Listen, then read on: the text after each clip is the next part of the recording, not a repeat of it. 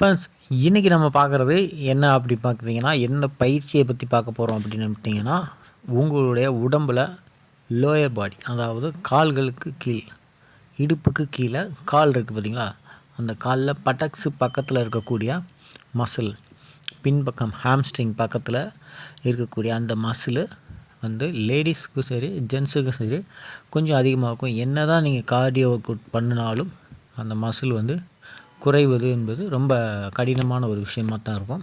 அதற்காக சில பயிற்சிகளை வந்து நம்ம வந்து பார்க்க போகிறோம். ஒரு 2 பயிற்சி தான் பார்க்க போகிறோம். சிம்பிளான பயிற்சி, ஆனால் நல்ல ரிசல்ட் கொடுக்கக்கூடிய ஒரு சூப்பர் ஒர்க் அவுட் வந்து நம்ம பார்க்க போகிறோம்.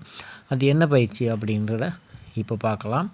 நீங்கள் எவ்வளோ கார்டியோ, அதாவது ரன்னிங்கு, அப்புறம் ட்ரெட்மில்லு, இல்லைன்னா எலிப்டிக்கல்லு, எந்த பயிற்சியாக இருக்கும், எந்த கார்டியோவாக இருக்கட்டும், இல்லைன்னா எது கிராஸ்ஃபிட்டு எதுவாக இருந்தாலும் சரி, இந்த பயிற்சியை வந்து நீங்கள் உங்களுடைய பயிற்சியில் சேர்த்துக்கோங்க. இப்போ பாருங்கள், நான் இந்த தொட்டு காட்டுறேன் பார்த்தீங்களா, இந்த இடத்துல இருக்கக்கூடிய இந்த தொட்டு காட்டுறாங்களே இந்த மசில், அதாவது உங்கள் பட்டக்ஸுக்கு பக்கத்தில் இருக்கக்கூடிய இந்த மசில் வந்து குறையில. இப்போ லேடிஸ்க்கு அந்த இடத்துல வந்து மசில் வந்து கொஞ்சம் அதிகமாக ஃபார்ம் ஆன மாதிரி இருக்கும், கொஞ்சம் புஃப்னு இருக்க மாதிரி இருக்கும். ஸோ அது குறைக்கிறதுக்கான பயிற்சி.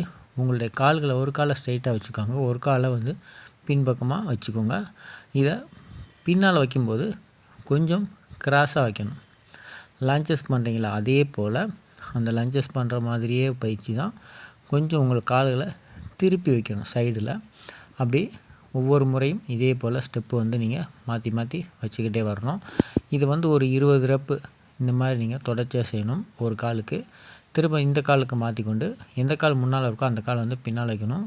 ஸ்ட்ரைட்டாக வைக்க கொஞ்சம் கிராஸாக அப்படி திரும்ப சைடில் வைக்கணும். அந்த மாதிரி வைக்கும்போது உங்களுடைய சைடு மசில் வந்து கரெக்டாக உங்களுக்கு வந்து பிடிக்கும். க்ளூட்ஸோடு சேர்த்து உங்களுக்கு அந்த மசிலை வந்து அது நல்லா கவர் பண்ணும். ஸோ இந்த பயிற்சியை வந்து ஒரு 3 செட்டுலேருந்து 4 செட் வரைக்கும் பண்ணுங்கள். இப்போ வந்து இது அதுக்கு அடுத்த பயிற்சி. இந்த பயிற்சியும் உங்களை அதே போல் ஒரு மேட் போட்டு படுத்துக்கோங்க. படுத்துக்கிட்டு உங்களுடைய லெக்கு வந்து சைடில் வந்து ஓப்பன் பண்ணணும். உங்கள் கால்களை சைடில் வந்து தூக்கணும். இந்த மாதிரி நீங்கள் தூக்குனீங்க அப்படின்னாலும் உங்கள் சைடில் இருக்கக்கூடிய மசில் வந்து நல்லா கரையும்.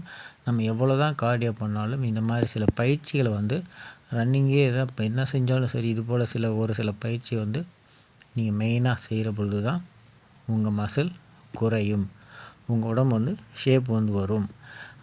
நிறைய நாங்கள் ரன்னிங் ஓடுறோங்க ஆனால் குறையலைங்க, நிறைய இது பண்ணுறோம் ஆனால் மசில் வந்து கரெக்டாக ஃபார்ம் ஆக மாட்டேங்குது அப்படின்னா, இது போல் சில பயிற்சி வந்து நீங்கள் செஞ்சால் தான் உங்கள் மசில் வந்து ஆக்டிவ் ஆகும்.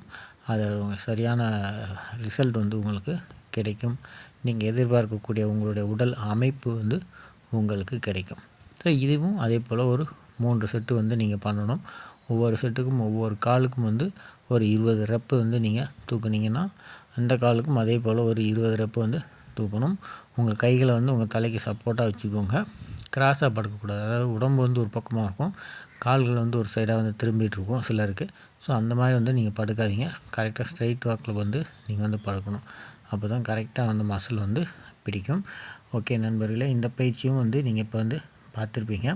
இது போல் நிறைய பயிற்சிகள் வந்து நம்ம சேனலில் வந்து கொடுத்துருக்கோம். தொடர்ச்சியாக பாருங்கள். சேனலை சப்போர்ட் பண்ணுங்கள், லைக் பண்ணுங்கள், உங்கள் ஃப்ரெண்ட்ஸுங்களுக்கு ஷேர் பண்ணுங்கள். நன்றி, மீண்டும் சந்திப்போம்.